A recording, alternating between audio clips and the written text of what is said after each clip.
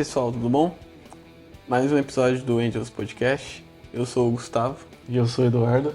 E no episódio de hoje a gente vai ver uma questão muito interessante que é o to e o for, que muita gente tem dúvida, né? E Confuso costuma ser essas palavras. confuso e é difícil de você saber onde utilizar cada um. E a gente vai te explicar isso aqui nesse episódio. Com uma regra bem fácil e a partir Pra de agora nunca você mais não vai errar esquecer. mais nunca. Bora!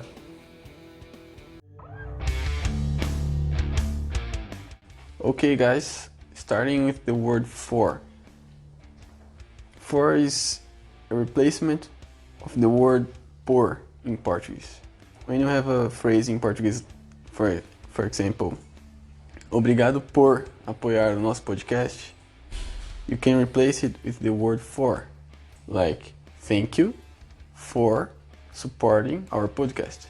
So we got por and para in Portuguese. So and you always use for when you want to say por, as he said before. So when you want to say para, you need to consider two different things. You gotta consider if it's a verb or a noun. If it's a verb, you will always use to. Like an example here, I stopped by this restaurant to eat my favorite sandwich. So in Portuguese it would be eu parei nesse restaurante para comer minha comida, meu sanduíche favorito. So as you see, if it's a verb, you will always use to. And if it is a noun, you consider it another two things. If the word in Portuguese is para, and after that word it's a noun, you can consider it if the next word or the phrase is a motive or a movement. If it is a motive, you use the word for. If it is movement, you choose the word to. So, for example, I bought this car for my father, and I gave this car to my father. Em português, eu comprei o carro para o meu pai. The motive. Eu dei o carro para o meu pai. O movimento. The movement. I already gave it to him. So the movement has occurred. But in the other phrase, I bought this car for him because I had a motive to buy this car. So as you can see now, it's not that difficult to understand when to use for or to, but you always need to remember that when it's replacing por, you need to use for, and then you go to para, that you need to consider verb or noun. And then the motive or a movement. Yeah, if it is a verb, let's consider all of this now. If it's por, you need to use for. You always use for. Always. And if it's para, you need to see if it's a verb or a noun. If it's a verb, you need to use to. If it's a noun, you gotta consider if it's a motive or a movement. If it's a movement, you use to. If it's a motive, you use for. Let's give them more examples for all of this. So, you got the word por in your phrase in Portuguese. Você pode fazer isso por mim? Could you do this for me? So, you got the word por and you replace it the word for.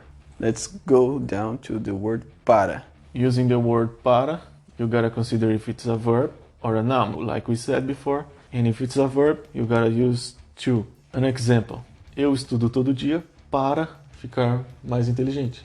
In English, I study every day in order to get smarter. In order to get smarter. And if it's a noun, you gotta see if it's motive or movement. Again, if it is a movement, you will also use the word to. So, for example, I gave a wonderful book to my girlfriend. Em português, eu dei livro maravilhoso para a minha namorada. Ou seja, I used the word para with a noun after that. And we have the movement. I gave it to her. Now, I already gave it. Now it is with her. It's not with you anymore. Yes, I don't have it anymore. It's with her. So the movement has occurred. But if it is a motive, like I bought it for her, I still have the book. I didn't give it to her. The movement has not occurred. So I just got the motive.